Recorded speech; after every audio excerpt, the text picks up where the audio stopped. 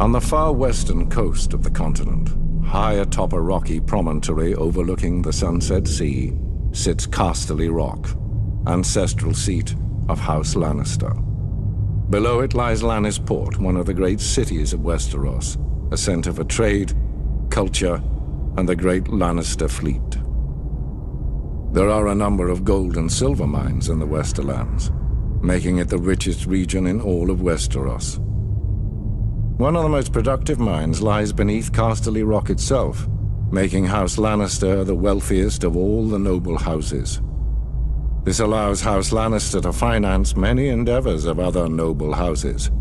Even the king himself has sought credit from Casterly Rock from time to time.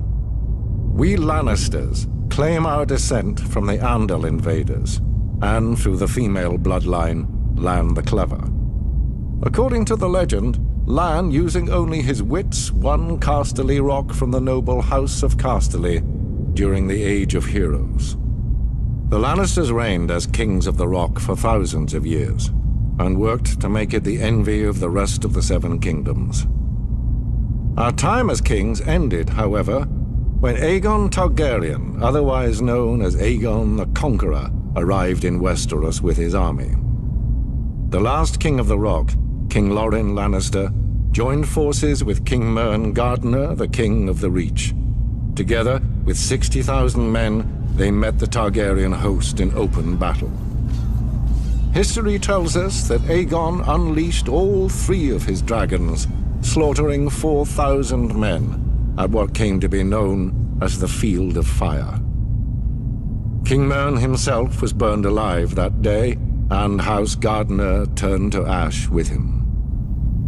Seeing both the threat and opportunity the Targaryens represented, Loren wisely surrendered and aided Aegon in his further conquest of Westeros. The Lannisters were thus appointed Lords Paramount of the Westerlands and Wardens of the West, titles we hold to this day. Let us be clear, though. It is neither luck nor royal favor that makes our house prosperous.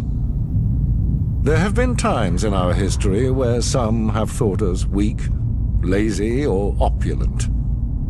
My father, Titus Lannister, nearly bankrupted our house with his poor investments, and allowed himself to be mocked openly at court.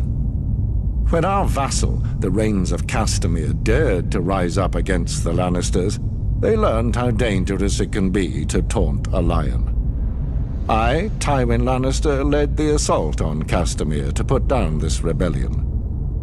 I made an example of them, to anyone who doubts our might. They even made a quaint song about the fates of the Rains of Castamere. Sadly, there are no Rains left to hear it. Today, the Golden Lion of Lannister is rightly admired and feared throughout the Seven Kingdoms. Our words are, "Hear me roar." But there are other words that should be remembered when crossing a lion of Casterly Rock. A Lannister always pays his debt.